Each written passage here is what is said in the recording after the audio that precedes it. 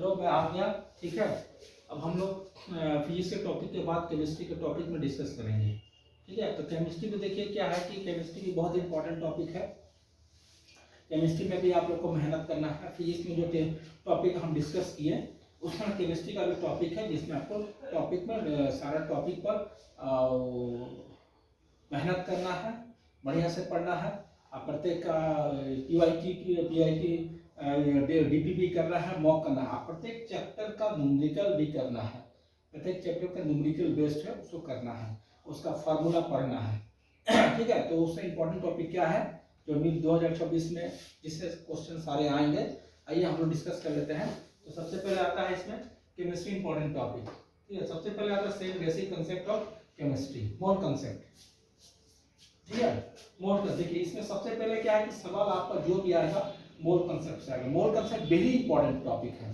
ठीक है, तो मोल कंसेप्ट सवाल जनरली आता है, इसलिए वेरी इंपॉर्टेंट टॉपिक। इस पे तो ध्यान दीजिएगा, बहुत मेहनत कीजिएगा, इसमें बहुत सारे न्यूमेरिकल बनाइएगा। उससे स्ट्रक्चर ऑफ एटम स्टडी सवाल रहेंगे, कंसेप्चुअल क्वेश्चन रहेंगे, न्यूमेरिकल रहेंगे। ठीक है, यहाँ पे chemical bonding and the molecular structure.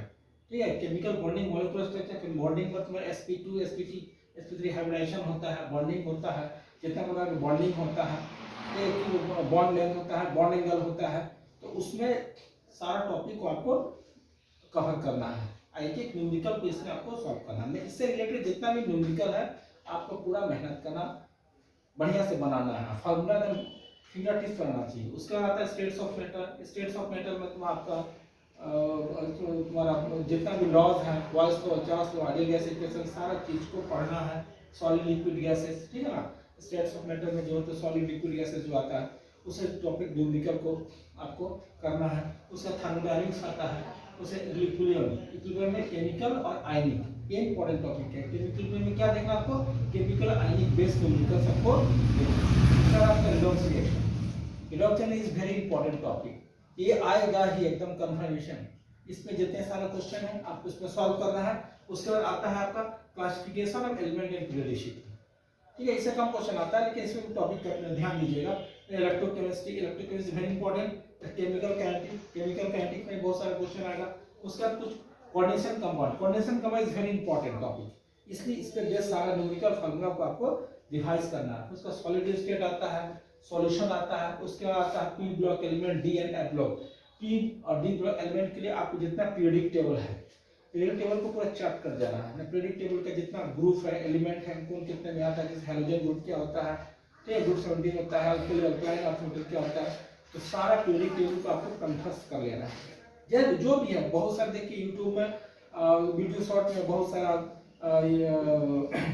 Periodic table को याद करने का तरीका बताएगा। आप अपना तरीका दीजिए, किसी का नकल नहीं करना। आप अपना तरीका ढूंढिए कि कैसे इसको इजी वे में याद कर सके। आप अपना फॉर्मूला निकालिए, किसी को कॉपी पेस्ट नहीं करना है।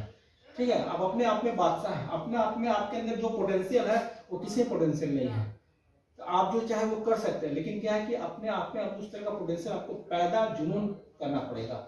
ठीक है, किसी कॉपी पेस्ट नहीं करना, बस मेहनत करते जाना है। हम आपको बार बार बता रहे हैं कि आप जितना मेहनत कीजिएगा उतने अंदर आपका ट्रांसपेरेंसी आएगा और सक्सेस तो जरूर मिलेगा ही, एकदम मिलेगा।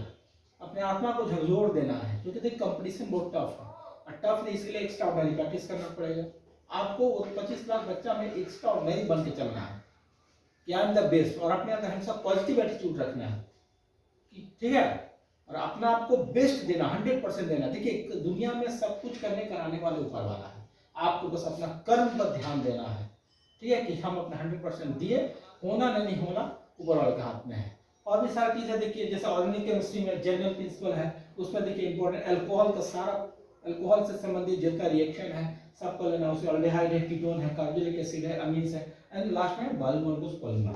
ठीक है, तो ये सब सारे टॉपिक पर जितने भी न्यूमेरिकल बनते हैं, सारे न्यूमेरिकल को प्रत्येक चैप्टर में कम से 100 न्यूमेरिकल आप कीजिए, प्रैक्टिस कीजिए, फॉर्मूला रिवाइज कीजिए। सारा चैप्टर आपका दिमाग कंसेप्ट करना चाहिए। ये सब कहाँ है कि आपको हम बार बार बोलते हैं कि आप एनसीईआरटी बुक को फॉलो कीजिए। जो एनसीईआरटी बुक को फॉलो कर लिया बढ़िया से, उसका सक्सेस आधा, उसका तैयारी कंप्लीट, क्योंकि उसका बेस स्ट्रांग हो जाता है। क्या है, आप एनसीईआरटी बुक पढ़ते हैं, जो 10 से 11 और 11 12 में जाते हैं, तभी ना आप नीट और जेईई के बारे में देखते हैं। नीट और जेईई में क्या, उसका क्वालिफिकेशन की गारंटी क्या होता है, जो 12 पास है, चाहे 12 अपेयरिंग कैंडिडेट है।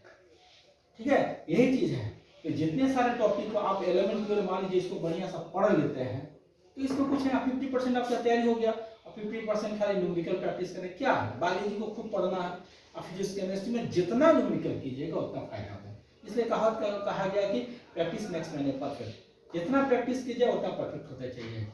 ठीक है, ये इस टॉपिक को आप लोग लिख लीजिए, इसके बाद मैं बायोलॉजी के टॉपिक पर डिस्कस करता हूँ। ओके।